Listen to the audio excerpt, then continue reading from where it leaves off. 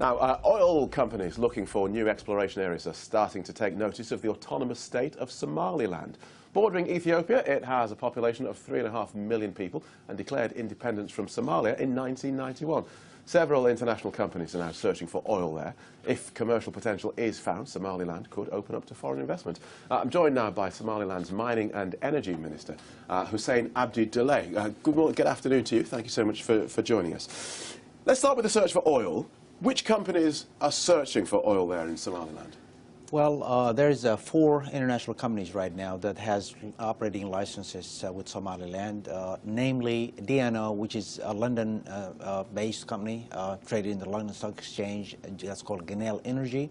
We have DNO, which is a Norwegian firm that's also a publicly traded company, traded at the Oslo Stock Exchange. And we have 2 Middle Eastern companies by the name of Raggas LLC and Ansan Wicks. So there's a total of 4 operating companies right now in Somaliland. If they do find oil, who will it belong to, Somaliland or Somalia? Well, we tend to believe it's going to belong to Somaliland. Somaliland, as you mentioned, is an autonomous state, has been independent from Somalia for 23 years. We really not new in this endeavor of basically being a de facto state that control and manage and own their own resource. So we feel that we have a legitimate reason to believe that the oil will belong to Somaliland. And one good indication is that, we have publicly traded companies that basically entered into a contract with Somaliland. They did not go to Mogadishu to get these licenses signed. They came to Hargeisa, our capital, and signed these contracts with the government of Somaliland, not Somalia. Which is interesting because the international community has yet to recognize Somaliland as an actual state. Somaliland was a country, an independent country that took its independence from Britain in June 1960. And then we, on our own will, united with a pretty Italian colony called Somalia. That union didn't work, so we basically separated from Somalia. Which is fine. That's fine as far as the history goes. But no international body yet recognizes you. I wonder if this lack of recognition is actually going to hold you back in terms of trying to open yourself up to the world.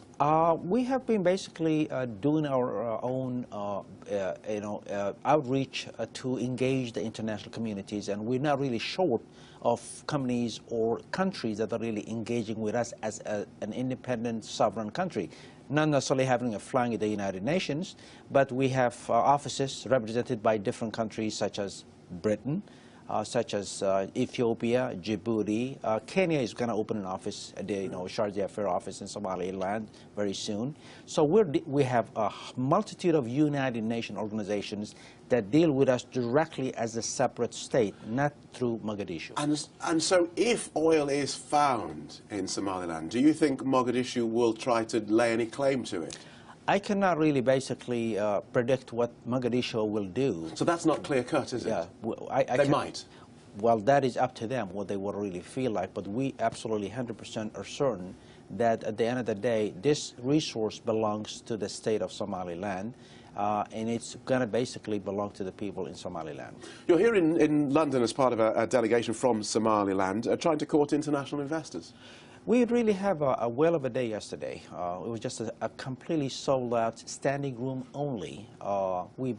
This event went well beyond our expectations, and we have basically just thought there's going to be a handful of delegates coming in, and it was basically completely sold out. We just had a complete interest, a huge interest in investing in Somaliland by different companies, from the extractives to energy companies such as for solar and wind and renewable energy and so on and so forth, agriculture. So we really had a huge turnout yesterday. Minister, thank you so much for joining us. Thank you.